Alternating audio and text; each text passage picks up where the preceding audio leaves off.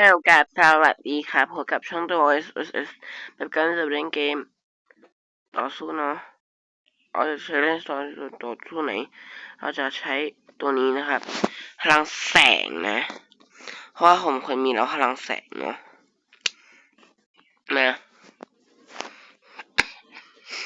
นะครับใครอ่ะก็จะเป็นพลังแบบนี้เนาะแล้วปล่อยพลังกันเนาะก็จะมีความจานสระอึ้งเล็กน้อยคลิปนี้ก็จะมีคำหยาบด้วยนะคือแบบพูเซ่อะไรประมาณเนี้ยมันมาหมดเนาะ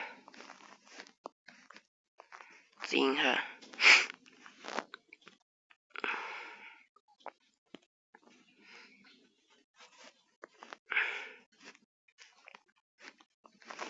แบบนี้เนาะเสร็จก็ไปไหนต่อนะตอนนี้นะจ้าฟาบฟาบฟาบฟาบโอ้โหคุณพี่ทำไมหลังบ้านชนะไม่ซ่า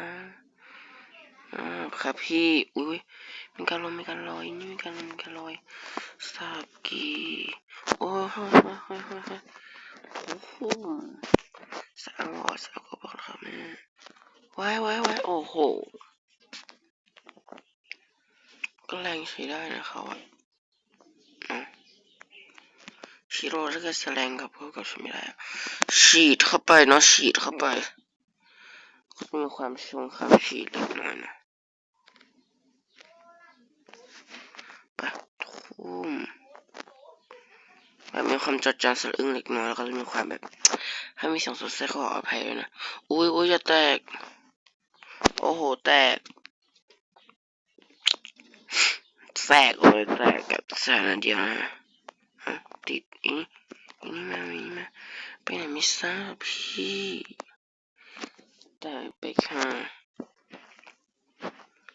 ว่าเลเซอร์ว้ายเจอคนดังปะเนี่ย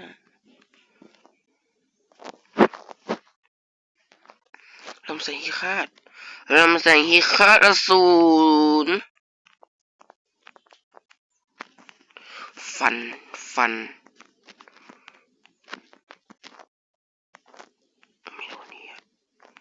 ไม่โดนนี่โอ้ my god โอ้ยเจ็บโอ้มีบอสมาอีกบอสมาแล้วก็ฉีดเขาบอสเลยนะคะฉีดแบบนี้เลยเนาะเพราะเป็นพลังแบบพลังฉีดอะไรแบบนี้เนาะแบบระเบิดตูมมีเอฟเฟกต์โอ้ยโหดเกินฉีดเลยแล้วกันนะฉีดโอ้กระบาดจ้าตูมเอาไปดิไว้มือตก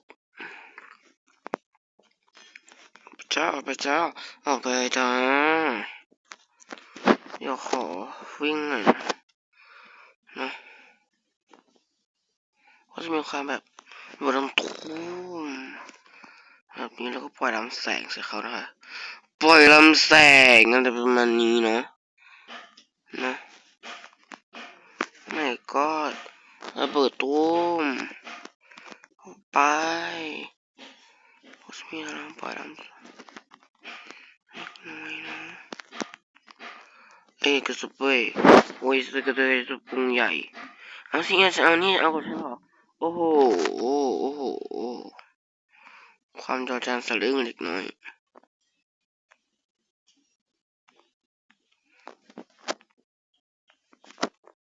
พอดีด้วยนะช่วงนี้ก็ต้องลอยไปมานะก็ตูมไม่ก็เขาลมจริงแล้วโอ้ยเจ็บนะมี่ออกไปครับพี่ให้ออกไปบอกให้ออกไปเข้าใจปะคุณอะไรทำไร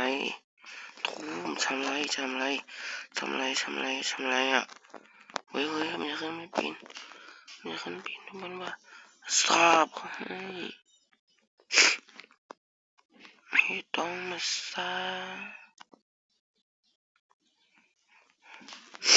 อุ้ยเฮียเฮียเฮียชอบอ่ะทางก็ไม่ออกอย่างนี้เอ้าทางออกแล้วก็ได้ไงสาบไว้โอ้โหไม่เร่งเร็วอ่ะไปค่ะเมื่อก็จะมีเมื่อก็จะมีเกิดเมื่อก็มีโอเคของบังเกิลโอ้ยโอ้ยโอ้ยโดนจับอีกอีนี่พวกนี้ไม่อยากตายก็บอกนะคะพวกนี้อยากตายก็บอก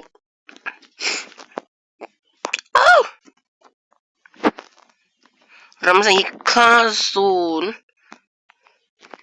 สกีฟาดโอ้ยโอ้ยโอ้ยไม่ไหวไม่ไหวโอ้โหปีศาจก็แรงเหมือนกันนะคน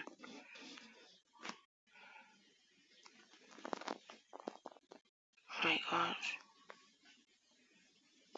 ไม่เป็นพลังอะไรกันแน่หรอคนไม่เป็นพลังอะไรหรอเราเป็นพลังอันนี้ก็ไม่ลาเนาะจะเป็นพลังแบบนี้เนาะแต่เราจะไม่เอานะคะคนว้ายแรงมากค่ะแม่จะเราขอออกแล้วเข้าใหม่นะคะในการเปลี่ยนเป็นพลังไม่